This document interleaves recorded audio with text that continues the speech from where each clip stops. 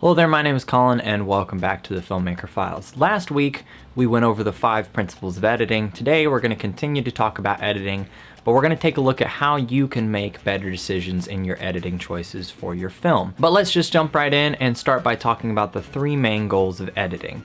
First up, we have information. What facts do we want to share with the audience and when do we want to share them? Next up is the pace or the rhythm. This helps set the mood, keeps the audience interest, and moves us from scene to scene. And last up, we have the emotions of the scene. How do we want to direct how our audience feels about a certain character or situation, or the relationships between 2 characters. Of course, framing, lighting, writing, acting, music, that all plays a big part in helping shape those things, but the edit is what gels all of those things together. It takes all of those visual and audio elements and puts them into an experience for the audience. So keeping those 3 goals in mind, how do you make decisions when you're sitting down to edit? Well, I think it all comes down to one question that you can ask yourself whenever you're looking at something, and that is, why am I showing this to you right now? So let's see how that question fits into each one.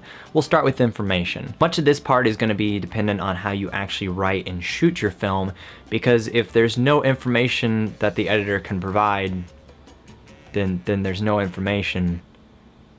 Crazy talk, I know. But by looking through the footage and having a keen eye, you can actually provide a lot of information to your audience about the characters and the situations that they're in. To illustrate this, we'll take a look at a clip from the film Insomnia without any of the sound.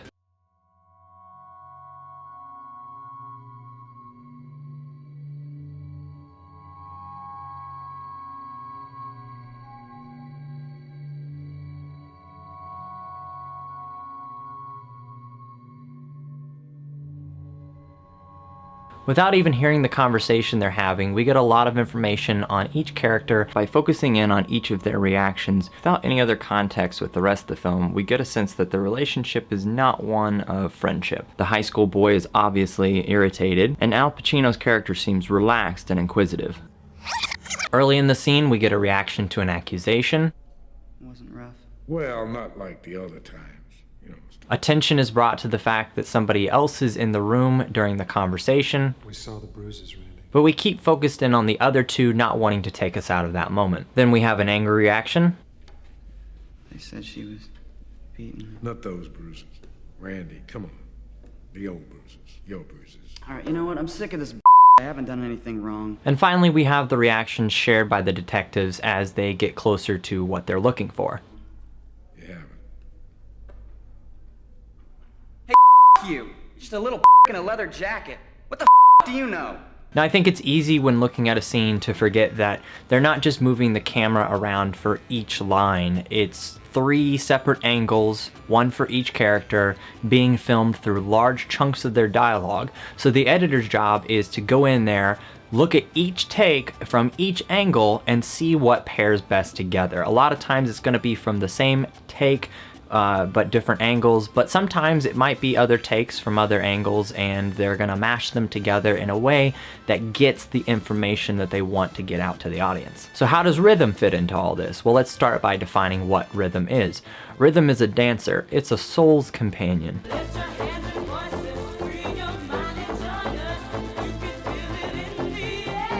But when it comes to movies, we'll break it down into 3 simple categories: normal, fast, and slow. Now, a normal pace would just be reactionary to what's going on in the scene. Cut around people's conversations and their reactions or where they're moving within a scene. Nothing's really gonna stand out, and that's what's gonna make the other 2 stand out so much. When you slow things down, it usually indicates that something's about to happen. By breaking that normal rhythm and holding on things just a little bit longer, the audience, without realizing it, is waiting for that next cut or that next movement forward in a scene, and in turn, they're waiting for what's going to happen next. Now, obviously, fast is the opposite of slow, so that's pretty straightforward. It's going to take that tension you've built up and it's going to release it and get everybody excited about something that's going on. To analyze this further, let's take a look at a scene from Hot Fuzz. Things start off normal enough. We establish a setting,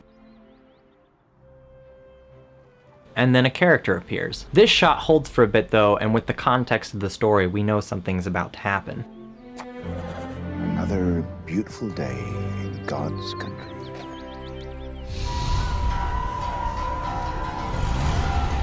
Then we have the stare down. Now at first glance, the edits are speeding up, but they hold on their subjects just a little bit longer than normal, which helps add a bit of tension. Until we get to the faster paced editing as the action plays out. Even within the action, we slow things back down for a moment to build more tension and inform the audience that someone else is nearby. Which takes us right back into the faster pace and a grandma getting jump flying sidekicked right in the head.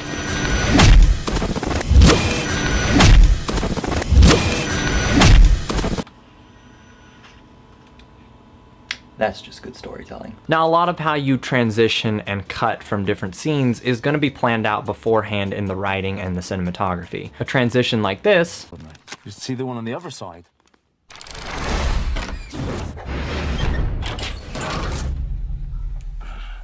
What are you up to tonight? that was planned out ahead of time. But the timing in which it was cut together, that really relies on your understanding and intuition of rhythm. If you cut away from something too soon, it can be disorienting and we may not get a clear idea of what's going on. If you hold on something too long, we may start to wonder why we're looking at what we're looking at. You'll make the audience think about the edit instead of what's actually going on. So last up we have emotions, which we covered a little bit of in last week's episode, and you can look at that right here on my face. But let's discuss one last thing with the ending of No Country for Old Men. Before we do though, I'd like to talk about why we're going to take a look at this scene. There's not a lot going on in it and the edits are very simple, but I think that's what makes it so subtle and such a good edit. We start with Tommy Lee Jones deep in thought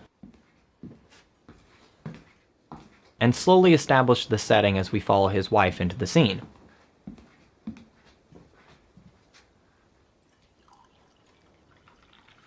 Maybe I'll go riding. Okay. What do you think?